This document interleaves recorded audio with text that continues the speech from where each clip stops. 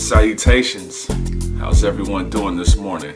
My name is Voy Dureezzo, and I'm broadcasting live from the Player Mansion studio. The old site, the new site is in the works right now. But I just wanted to speak to y'all and test out my new toy that I have here. You know, I'm really about to try to get this video thing and movie filming thing kicked off right. You know what I'm saying? I'm still waiting on my shotgun microphone. It should be coming in the mail within the next few days, I believe. I can check the tracking number through Underpaid Slaves, but yeah, that's pretty much it. But baby mama got mad last night talking about how much you spend on this camera. I'm like, shit, I spent what I spent, you know, and this money that I had, you know, remnants of my tax money, you know what I mean? And I busted my ass for it. Even though I kind of fucked up last year, but you know, I still busted my ass for that, and I felt obligated to upgrade my video equipment, and I believe I've done that with this camera. With this camera, I don't think I have to purchase no other cameras. All the other cameras that I do have, I have them stored away. I mean, they're gonna be like collector's items per se. Just like some people would keep like music keyboards that they make beats on as collectors and all that, because they'll still rock those keyboards from time to time. I feel the same way about cameras, you know. I've been doing this film thing since 1998 when my American literature teacher, Philip Halpern at Berkeley High School, he talked me into signing up for his video production class that he was teaching. So not only was he teaching a class in the Computer Academy, he was also teaching a class in the CAS department. CAS stands for Communication Arts and Sciences. They may have changed it now, I don't know. Last time I went up there was on some other shit. Excuse me a moment. Okay, after that long brief interruption, excuse the interruption, back to what I was talking about. I've been a freelance videographer since 1998, going back to, you know, when I first started at Berkeley High School under the teachings of Philip Halpern, as I said, Miss Darnie Rasaya, and Mr. Andreas Sideli, I think that's how you pronounce his last name. If I messed it up, Andreas, my bad, bruh. It's been too long, man. We need to politic on some stuff anyway. But yeah, though, I've been a freelance videographer, fell in love with it along with this music thing and all that. But I tried to push both of them full time. Unfortunately, you know, the powers that be didn't see it that way. They didn't pretty much agree with what I wanted to do. So I had to focus on other ways to keeping money in my pocket and living the stable and comfortable type of lifestyle that I'm accustomed to now, and making sacrifices along the way. But now that, you know, I went ahead and just said, fuck this shit, I gotta do something, you know, to pass the time up, you know, while I'm raising my son and all of that. I have to get back into this video thing since the music's on hold. And the reason why the music is on hold and I'm releasing a best of anthology album entitled Tales of the Darkheart B.K.D. is because well, the B.K.D. That stands for B.K.D. B.K.D. is my late father. He passed away around this time last year in 2015, and I've pretty much been taking care of all of his last minute red tape and all of that. And out the whole deal, I was entrusted with the home that he'd been living in for over 4 decades. So it's a win-win for me, but you know, it's a little fixer-upper and all that. That's pretty much mainly why I've been sharing, you know, pictures with the dumpster and all that on Facebook and IG and all that, and other social medco sites and stuff like that, just to give you, the friends at home, the progress of that, and pretty much explaining to you why I put Characters welcome. Hashtag Brick Boys last man standing on hold. Not only that, the camera that I'm shooting this video on right now, it was a must that I had got this because for 3 years, close to 3 years I believe, I've been shooting my videos and taking photo flicks on my Canon Rebel T3. It's not a bad camera. Matter of fact, it still takes good ass pictures and it still takes good ass videos. However, the technology inside the camera is getting a little outdated as far as megapixel wise, so I had to step it up. I was gonna get the T5i because it was a little bit cheaper, but the place where I got it from, guess guys, didn't have any on deck, so I had to get the T6. The T6i, I mean. And the difference between the regular Rebel T models and the TIs like their 70D and 6Ds and all of that, wait, let me refocus this. Basically, they have little view screens like that you could fold out and all that. And every camera that I've had ever since I went from VHS-C, well, my mom had bought a Sony camcorder and all that. It was a high 8 and it had the flip screen. Ever since then, every camera that I had, except for my VHS-C camera, which was my very first camera that I bought with my own money, every camera I had a flip screen on it. Matter of fact, the last camera that I have that actually uses tapes, it's in my camera bag right here. If I can get it out, got all this shit in the way.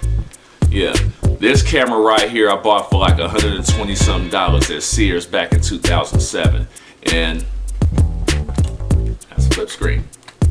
See that? Yeah. I mean, y'all still got y'all DV cameras. I used to sneak this in the clubs, but you know, I'm lying. I never snuck this in the club. But I shot my first music video with this camera, and along with another camera that I used to shoot my Vizzlogs with. But yeah, like I said, I got history in this filming thing and all that, and I want to take it to the next level. With your support by subscribing to my YouTube channels and all that, maybe that could be possible, you know? And that's all I'm asking for is a little support, because, you know, I do my thing, and you see I got the booth right here. It's still there. It's just, you know, collecting dust for right now as I get everything preparized and get the preparations made to bust this move, you know. So that's pretty much it in a nutshell, you know what I mean. And yeah, Tales of the Darkheart B.K.D is a best of anthology album of my first 3 albums under my former moniker Al Durandal the Storyteller. And even when I was pushing that name on that line in that instance and that auspices and everything of that nature, yeah, I use big words a lot. I paid attention in school.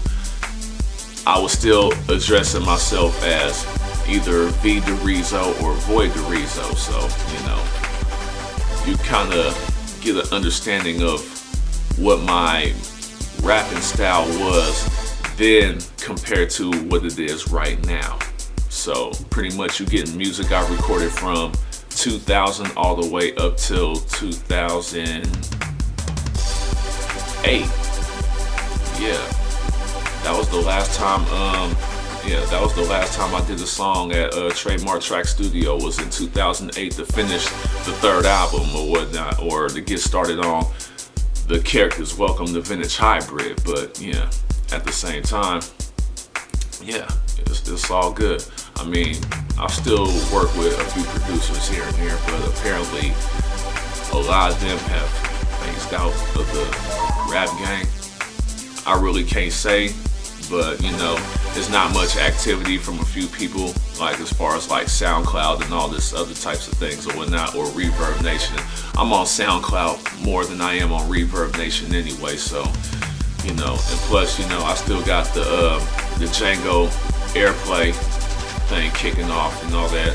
I just had to upload some more credits on to my station so that people can actually listen to the music on there, and people like it. I mean, I was quite surprised at how many people actually listened to my music and liked it and became a fan and all that, and want to know more about me. So that's another reason why I'm getting back in this video shit, so that way you can get a better understanding of what I do in front of this camera and behind the camera. You know what I'm saying? The Tales of the Darkheart, the Characters Welcome Brick Boy's Last Man Standing documentary was basically a statement pretty much reintroducing myself as the person who I am now, and going from what I've been through, what I came from as far as like growing up, and how this music actually, you know, saved my life as far as, you know, taking my anger and frustrations out on the music. So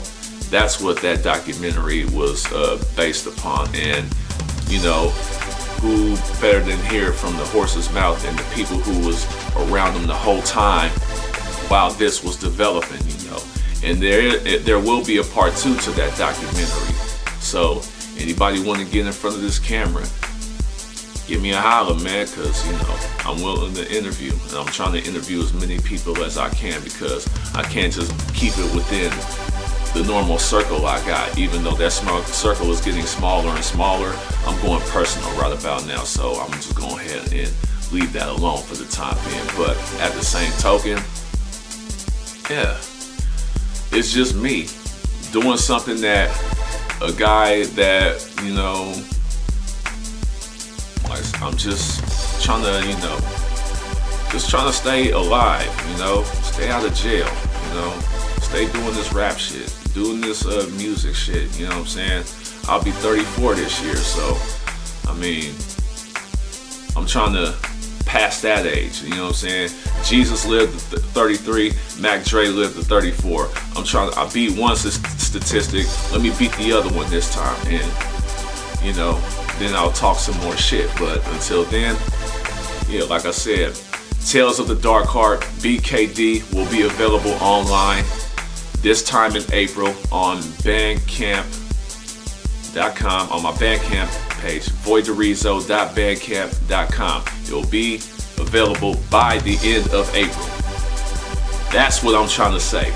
So with that being said, I'm gonna go ahead, look this thing through and see what I gotta change up. I'll probably just leave it as it is. I don't give a fuck. I mean, I was already interrupted, so I'll just, you know, copy, paste, cut and paste whatever I do, and you have another Vizzlog under the belt on the new camera, new equipment, all that shit. The Vizzlogs are coming back. The laundry room is coming back. Whether you want to believe it or not, I did a video series back in 2002 and 2003 called The Laundry Room. I was the man behind the cam. My cousin J Love Casanova, he was the host and all that, along with Big Reg, aka nephew, Baracus the Fourth.